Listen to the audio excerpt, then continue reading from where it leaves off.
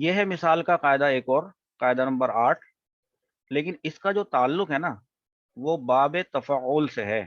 ثلاثی مزید فیہ کے جو ابواب آپ نے پڑھے ہیں اس میں جو باب تفعول ہوتا ہے اس کا فعل ماضی ہم نے یہاں پہ لیا ہے، اس کا وزن ہے تفاعل۔ آپ پڑھتے تھے نا تکبرا یا تکبرو، یہ وہی ہے تفاعل۔ یہاں پر ہم نے ڈالنا ہے واو ہا اور با۔ اس سے مراد یہ ہے کہ جب اس کے فا کلمے میں واو آئے گا تو یہ کہلائے گا مثال کیا؟ واوی، ٹھیک ہے؟ بہرحال مثال تو مثال ہی رہے گا وہ۔ اچھا، اب اگر ہم اس کو واو ہا اور با کو تفاعلہ کے وزن پہ ڈالیں تو ہمیں کس طریقے سے لکھنا پڑے گا؟ ہم لکھیں گے یوں، دیکھیے، تا تو یہ وہی والی تا ہے جو باب تفاعل کی تا ہے۔ اب فا کلمے کی جگہ پر واو آنا چاہیے، آ گیا۔ اس کے بعد آئین کلمہ آنا چاہیے، اس پر تشدید آنی چاہیے۔ اتنا حصہ ہوا، آخر میں کیا بچا؟ با۔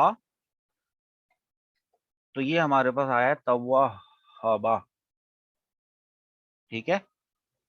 اچھا، یہ تو ابھی ہم نے کوئی قاعدہ نہیں لگایا، ابھی صرف ہم نے حروف اصلیہ داخل کیے ہیں وزن پر۔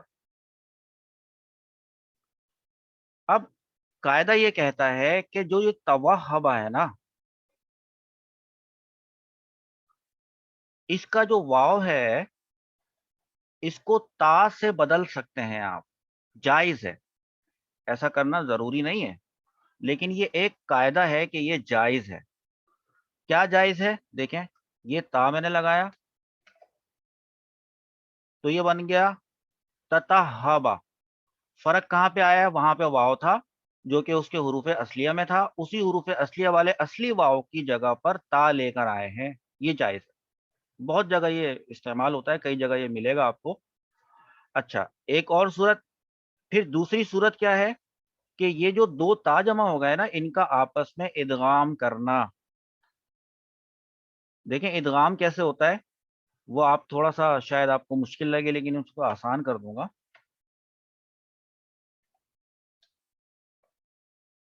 یہ ہوا ہے دراصل ان دو تا کا ادغام، اوپر یہ جو دو تا ہوئے تھے۔ اب یہ بات تو تھی جائز، جائز کا مطلب یہ ہوتا ہے اختیار کرتے یا نہ کرتے۔ اب چونکہ اختیار کر لیا تو یہ اختیار کرنے کی وجہ سے ہم پر ایک چیز واجب ہو گئی، بولیں کیا؟ دیکھیے یہ جو تا، اب یہ جو ہمارے پاس صیغہ سامنے آیا ہے تو چونکہ یہ تو تشدید سے شروع ہو رہا ہے، اس کو کیسے پڑھیں گے آپ؟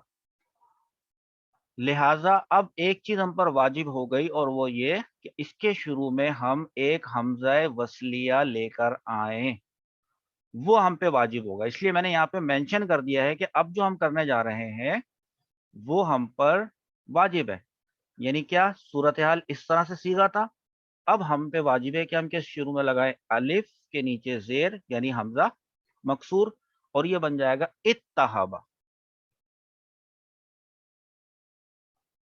آسان بات تھی، صرف یہ دیکھنا ہے کہ اس میں کون سا والا اسٹیپ وہ تھا جو کہ جائز تھا، اس اسٹیپ کو اویل کرنے کی وجہ سے کون سی ایسی چیز تھی جو ہم پر واجب ہو گئی تھی، یہ بنا اتہابا۔ باب کون سا ہے ذہن میں رکھیے گا؟ تفعل۔ اتہابا سے ذہن میں گمان ایسا آتا ہے کہ شاید یہ باب افتعال ہو، اس صیغے کو دیکھ کر یہ غلطی آپ نے نہیں کرنی ہے۔ اسی قاعدے کو اگر ہم لفظوں میں بیان کریں، دیکھیں کتنا اچھا میں نے یہاں پہ آپ کو لکھ کر دیا، مائک بند کریں۔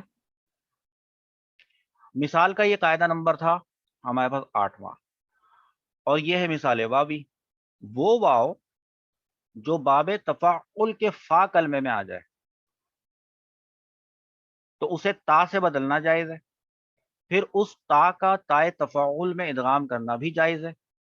اب پہلا حرف ساکن ہونے کی وجہ سے ابتدا میں حمزہ وصلیہ لانا یہ واجب ہو جائے گا۔ دیکھیں یہاں پہ یوں لکھا ہوا ہے، تھوڑا سا اس کو زوم کر کے دیکھیے گا، واو ہا اور با اس کے حروف اصلیہ تھے، توہبا سے تتہبا بنا تھا، کیوں؟ یہ والا واو جو تھا اس کو بدل دیا تھا تا سے۔ اس کے بعد جب ان دونوں تا کا ادغام کیا تھا تو یہ بنا تھا یہ، جو کہ پڑھنا محال ہے. اس لیے یہ والا جو آخری والی بات ہے، اب پہلا حرف ساکن ہونے کی وجہ سے، تا ساکن ہے نا یہاں پہ، اس وجہ سے ابتدا میں حمزہ وصلیہ لانا واجب ہوا.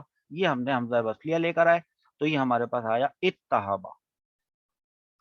امید کرتا ہوں کہ یہ آپ کو سمجھ میں آیا ہوگا. ایک اور اسی طرح سے ملتا جلتا قاعدہ ہے، اگلے سبق میں وہ دیکھتے ہیں. آئیے.